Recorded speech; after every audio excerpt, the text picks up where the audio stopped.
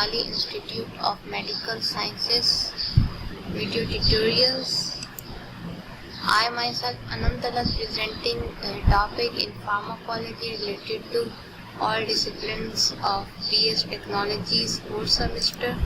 So today's topic is Introduction to Diuretics. आज हम diuretics के बारे में स्टडी करेंगे कि what are diuretics.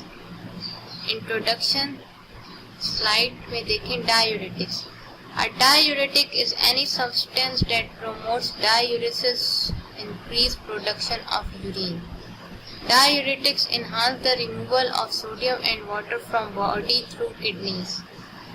इसमें आपको बताया है कि आपके पास डायूरेटिक्स क्या है. डायूरेटिक एक ऐसा सब्सटेंस है जो कि आपकी डबल यूरिनेशन कॉज करते हैं. ठीक है,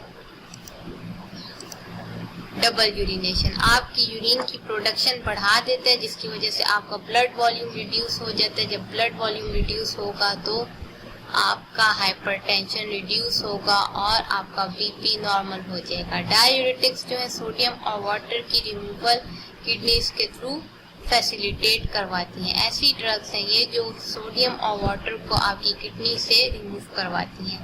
नेचुरली अकरिंग जो डायूरेटिक सब्सटेंसेस हैं वो जिंजर है, ठीक है, पार्सले है, कैफीन है. जब आप लोग कॉफी या टी या इवन ग्रीन टी वगैरह ज्यादा ड्रिंक करें तो आपको फौरन ही डायूरेटिक इफेक्ट फील होगा, आपकी यूरिनेशन इंक्रीज हो जाएगी.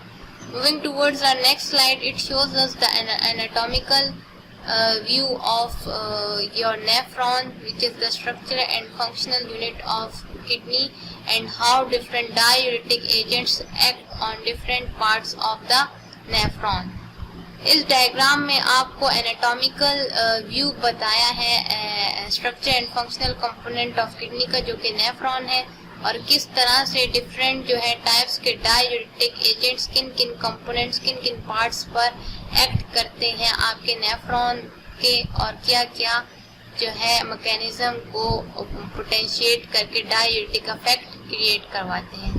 सबसे पहले देखें ग्लोमेरुलस, ठीक है, ये फिल्ट्रेशन कॉज करता है. इसके बाद आपके पास प्रॉक्सिमल कन्वोल्यूटेड ट्यूब्यूल का बताया. प्रॉक्सिमल कन्वोल्यूटेड ट्यूब्यूल में आपके पास सोडियम बाइकार्बोनेट की जो है एब्जॉर्प्शन वगैरह होती है, उसकी प्रिवेंशन के लिए कार्बोनिक एनहाइड्रेस इनहिबिटर्स होते हैं. ये भी डायूरेटिक की सब क्लास है. इसकी डिटेल स्टडी हम आगे अपनी नेक्स्ट स्लाइड्स में पढ़ेंगे. अब कॉर्टेक्स रीजन है ये, ठीक है, किडनी का ऊपर वाला हिस्सा कॉर्टेक्स है और इंटरनल हिस्सा मेड्यूला है. ये लाइन जो है दोनों पार्ट्स को डिफरेंशिएट करिए. कॉर्टिकल रीजन में कहते हैं सोडियम की 65 to 70% जो है ब्लड में ये वापस रीअब्सॉर्ब होता जाता है, सोडियम आयंस जो है. और यहाँ पे बता रहे हैं next part loop of Henle. Loop of Henle में देखें आपका वाटर जो है वो वापस ब्लड में जा रहा है, और यहाँ पे बताया आपका सोडियम जो है प्रॉक्सिमल कन्वोल्यूटेड ट्यूब्यूल के कॉर्टेक्स रीजन से 65 to 70 जो है ल्यूमेन में जा रहा है. ट्यूब्यूलर ल्यूमेन से ये फिर एक्सक्रीट होगा यूरिन में. अब यहाँ पे देखें आपके लूप ऑफ हेनले के असेंडिंग थिक लिम्ब पे जो है लूप डायूरेटिक्स एक्ट करती है, और वो आपके सोडियम पोटेशियम क्लोराइड पंप पे अपना इफेक्ट शो करती है. सोडियम पोटेशियम क्लोराइड पंप पे जब लूप डायूरेटिक्स एक्ट करती हैं तो सोडियम पोटेशियम क्लोराइड की एक्सक्रीशन करवाती हैं. ये कौन सा पार्ट है? थिक असेंडिंग लिम्ब पे एक्ट करती हैं लूप डायूरेटिक्स. फिर उसके बाद डिस्टल कन्वोल्यूटेड ट्यूब्यूल में बताया है कि आपका 5% सोडियम और क्लोराइड आयंस जो है इसकी एब्जॉर्प्शन जो है ब्लड में करवाते हैं आपके पास थायजाइड डायूरेटिक्स. फिर पोटेशियम स्पेरिंग डायूरेटिक्स के बारे में बताया कि आपके कलेक्टिंग डक्ट्स के जो कॉर्टिकल रीजन है वहाँ पे 1 to 2% सोडियम की जो है एक्सक्रीशन को ये प्रिवेंट करता है, और पोटेशियम और हाइड्रोजन की एब्जॉर्प्शन करवाता है. और एल्डोस्टेरॉन जो है उसकी जो इफेक्ट है, एक्शन है, वो इस पंप पे पोटेंशिएट करवाता है। एंटी डायूरेटिक हार्मोन भी पोटेंशिएटिंग इफेक्ट शो करके वाटर की जो है रीअब्जॉर्प्शन नहीं होने देता और वाटर एक्सक्रीट होता है ताकि ब्लड वॉल्यूम रिड्यूस हो जाए, आपका ब्लड प्रेशर लो हो जाए। यहाँ पे भी जो है सोडियम बाहर जा रहा है, सोडियम अपने साथ वाटर आयंस को भी लेके जाएगा जो कि पोटेशियम स्पेयरिंग डायूरेटिक्स कॉज करता है। पोटेशियम आयंस आपकी टिब्यूल्स में जाएंगे, फिर टिब्यूल्स से आपके ब्लड में जाएंगे और इस तरह जब सोडियम बाहर जाएगा यहाँ से तो वाटर की एब्जॉर्प्शन भी कम होगी और आपका ब्लड वॉल्यूम रिड्यूस होगा, ब्लड प्रेशर मेंटेन रहेगा, लो रहेगा। यूरिन एक्सक्रीशन, ठीक है, यहाँ से होती है। ये हर एक ड्रग के बारे में हम डिटेल में स्टडी करेंगे, यहाँ पे ब्रीफली सिर्फ आपको एक व्यू दिया गया है। Moving towards our next slide, देखिए a diuretic is any substance that promote diuresis, that is the increased production of urine. Diuretic एक ऐसा सब्सटेंस है जो कि डबल यूरिनेशन कॉज करता है और उसकी वजह से आपकी यूरिन की प्रोडक्शन हद से ज्यादा बढ़ जाती है, जिसकी वजह से ब्लड वॉल्यूम कम होगा। ब्लड वॉल्यूम कम होगा तो ब्लड प्रेशर रिड्यूस होगा। टाइप्स ऑफ डायूरेटिक्स, अब ये क्लासिफिकेशन बताई है कि आपके पास डायूरेटिक्स की कितनी क्लासिफिकेशन है, एक थायजाइड, एक लूप डायूरेटिक्स, एक पोटेशियम स्पेयरिंग डायूरेटिक्स, ठीक है। कार्बोनिक एनहाइड्रेट्स भी इन्हीं सब क्लासेस में आते हैं, हम स्टडी करेंगे। थायजाइड डायूरेटिक्स में है हाइड्रोक्लोरोथायजाइड, क्लोरथैलिडोन। इनका मैकेनिज्म ऑफ एक्शन ब्रीफली बताया, inhibit sodium chloride transporter in the distal tubule. This transporter normally reabsorbs about 5% of filtered sodium. कहते हैं थायजाइड डायूरेटिक्स जो है सोडियम क्लोराइड ट्रांसपोर्टर पे एक्ट करता है जो कि डिस्टल ट्यूब्यूल में प्रेजेंट होते हैं और ये जो है 5% सोडियम आयंस की जो है एब्जॉर्प्शन करवाते, ठीक है। अगर पीछे डायग्राम में हम देखें कि थायजाइड डायूरेटिक्स, यहाँ पे देखें 5% सोडियम आयंस को जो है ये ब्लड में जो है इसकी एब्जॉर्प्शन करवाते हैं, ठीक है, जिसकी वजह से जो है आपके पास जो है इसकी ब्लड से ल्यूमेन ऑफ टिब्यूल्स में ये वापस आता है और यहाँ से ये पानी के साथ मिलके सोडियम आयंस जो एक्सक्रीट हो जाते हैं और इस तरह आपका ब्लड वॉल्यूम लो हो जाता है, ब्लड प्रेशर कंट्रोल हो जाता है। लूप डायूरेटिक्स में फुसामाइड, टॉर्सिमाइड, ब्यूमेटेनाइड है। मैकेनिज्म ऑफ एक्शन देखिए, loop diuretics inhibit the sodium potassium chloride cotransporter in the thick ascending limb. This transporter normally reabsorbs about 25% of the sodium load. अब loop diuretics के बारे में क्या बताएंगे, loop diuretics हैं, ये कहते हैं सोडियम पोटेशियम क्लोराइड ट्रांसपोर्टर पे ये एक्ट करते हैं और 25% जो है ये सोडियम पोटेशियम और क्लोराइड की जो है रीअब्जॉर्प्शन करवाते हैं ब्लड से। ये ल्यूमेन ऑफ टिब्यूल्स में आते हैं, ल्यूमेन से यहाँ ये टिब्यूल्स में जाएगा और यूरिन की फॉर्म में एक्सक्रीट हो जाएगा। तो सोडियम अपने साथ वाटर आयंस को भी अट्रैक्ट करके लेके जाते हैं, इसका ब्लड वॉल्यूम पे रिड्यूस हो जाएगा क्योंकि ब्लड में वाटर कम हो जाएगा, इसका आपका बीपी मेंटेन हो जाएगा। पोटेशियम स्पेयरिंग डायूरेटिक्स में है माइलोराइड, ट्राइएम्टेरिन, स्पाइरोनोलैक्टोन और एप्लेरिनोन। इसका मैकेनिज्म ऑफ एक्शन हम अपने नेक्स्ट लेक्चर में स्टडी करेंगे। अब यहाँ पे ब्रीफली मैंने आपको डायग्रामेटिक रिप्रेजेंटेशन में दो क्लासेस बताई हैं और उनके एडवर्स इफेक्ट्स और ड्रग इंटरेक्शंस बताए हैं। हम लूप डायूरेटिक्स से स्टार्ट लेते हैं। लूप डायूरेटिक्स का एडवर्स इफेक्ट क्या है कि ये आपकी बॉडी में, आपके ब्लड में पोटेशियम की कंसंट्रेशन को लो करते हैं, जिसको हम हाइपोकैलीमिया कहते हैं। हाइपोकैलीमिया जब हो जाए तो मेटाबॉलिक अल्कलोसिस का फिनोमेना हो जाता है, आपके जो ब्लड में जो है अल्कली की कंसंट्रेशन जो है कम हो जाती है क्योंकि पोटेशियम जो है अल्कली बनाता है, तो इस वजह से हाइपोमैग्नीसीमिया, मैग्नीशियम आयंस भी कम हो जाती है। हाइपरयूरिसीमिया, यूरिक एसिड जो है आपके ब्लड में ज्यादा होता जाता है।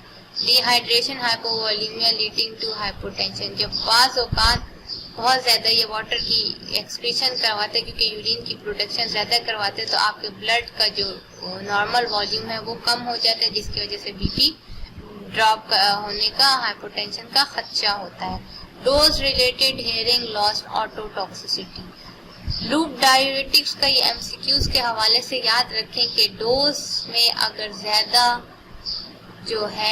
ज़्यादा डोज ली जाए और प्रॉपर मॉनिटर ना किया जाए तो ये आपकी हेयरिंग लॉस में अपना रोल प्ले करता है। अब यहाँ पे ड्रग इंटरेक्शन देखें। Hypokalemia potentiates digitalis toxicity. अब जो है लूप डायूरेटिक्स भी हाइपोकैलेमिया कॉज करता है, और डिजिटालिस जो डिजॉक्सिन जो टैबलेट्स जो कार्डियोवास्कुलर के पेशेंट्स हैं, अगर वो लूप डायूरेटिक्स भी लें और वो डिजॉक्सिन की टैबलेट्स भी लें जो कि डिजिटालिस प्लांट से बनती हैं, तो ये दोनों हाइपोकैलेमिया कॉज करेंगी। हाइपोकैलेमिया की वजह से आपके ब्लड में पोटेशियम की कंसंट्रेशन बहुत ज़्यादा कम हो जाती है। जब पोटेशियम की कंसंट्रेशन बहुत ज़्यादा कम हो जाए पोटेशियम आयंस की, तो इसकी वजह से आपकी हार्ट रेट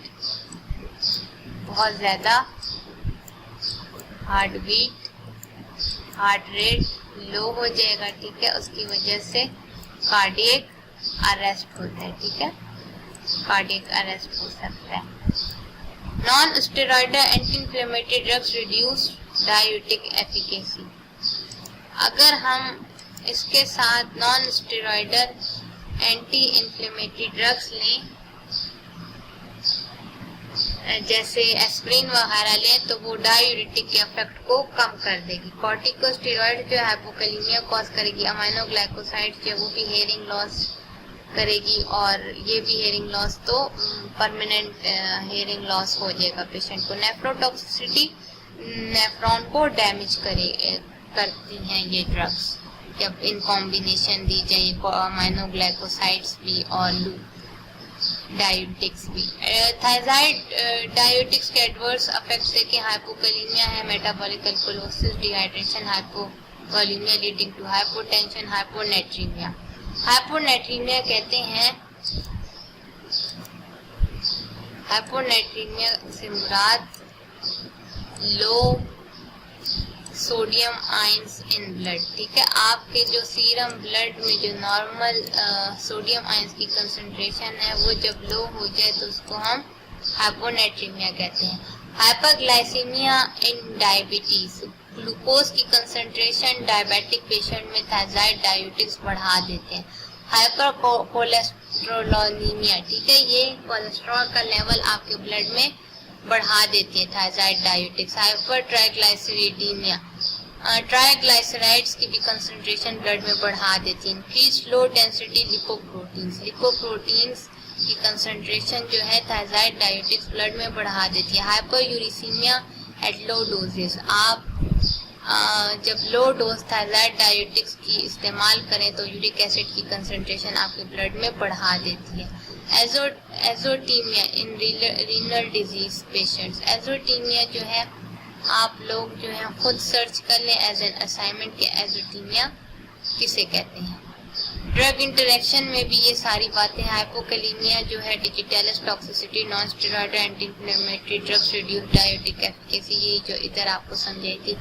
न्यू बात इसमें कि बीटा ब्लॉकर्स के साथ अगर थायराइड डायूरेटिक्स दी जाए तो ये हाइपरग्लाइसीमिया कॉज करेंगी और हाइपरलिपिडीमिया कॉज करेंगी। मींस डायबिटिक पेशेंट में थायराइड डायूरेटिक्स और बीटा ब्लॉकर्स कॉन्ट्रा इंडिकेटेड हैं, क्योंकि दोनों हाइपरग्लाइसीमिया और हाइपरलिपिडीमिया कॉज करते हैं। कॉर्टिकोस्टेरॉइड जो है हाइपोकैलेमिया कॉज करती है, तो ये भी मना है। अगर थायराइड के साथ आप स्टेरॉइड्स दें तो उसकी वजह से हाइपोकैलेमिया होगा, फिर कार्डियक अरेस्ट हो सकता है, जिसकी वजह से हार्ट आपका उसकी रिदम लो हो सकती है। Moving towards our next slide, ये जनरल थेराप्यूटिक यूजेस हैं आपके पास थायराइड डायूरेटिक्स के, आपकी लूप डायूरेटिक्स की ये जनरल थेराप्यूटिक यूजेस हैं कि आपकी लूप डायूरेटिक्स कौन कौन सी कंडीशन में दी जाती है। हाइपरटेंशन हो गया, हार्ट फेलियर हो गया, पल्मोनरी और सिस्टेमिक एडेमा हो गया, ठीक है। पल्मोनरी मींस लंग्स का, सिस्टेमिक मींस अदर ऑर्गन्स में होगा। Moving towards our next slide, इसमें जरा मैंने डिटेल में बताई है कि थेराप्यूटिक यूजेस लूप डायोटिक्स में किस तरह हो सकती है। Edema, they are used as drug of choice in pulmonary edema and acute chronic peripheral edema caused from heart failure and renal impairment। ठीक है, एडेमा मोस्टली जो है एडेमेटस कंडीशन होती है जिसमें फ्लूइड की कंसंट्रेशन आपकी बॉडी में बढ़ जाती है। तो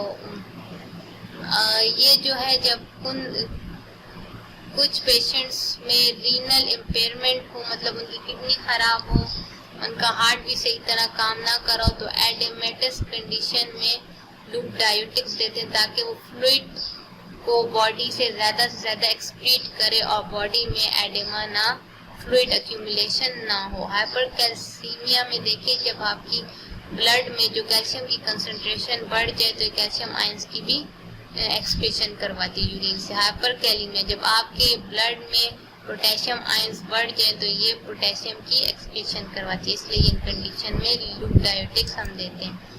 mechanism of action of loop diuretics, loop diuretics की क्या मैकेनिज्म ऑफ एक्शन है? ये they inhibit the co-transport of sodium potassium 2 chloride in the luminal membrane in the ascending limb of loop of Henle। Loop of Henle के ये को transporter जिसमें sodium potassium 2 chloride को transporter उसको inhibit कर देते हैं लूप डायोटिक, जिसकी वजह से सोडियम पोटेशियम और क्लोराइड आपके ब्लड में वापस एब्सॉर्ब नहीं होता बल्कि ल्यूमेन में ही रहता है। ल्यूमेन से ये एक्सक्रीट होता है यूरिन में और इस तरह आपका ब्लड वॉल्यूम कम होता है। Therefore reabsorption of these ions into the renal medulla is decreased. ठीक है, रीनल मेडुला में इसकी एब्जॉर्प्शन डिक्रीज हो जाती है।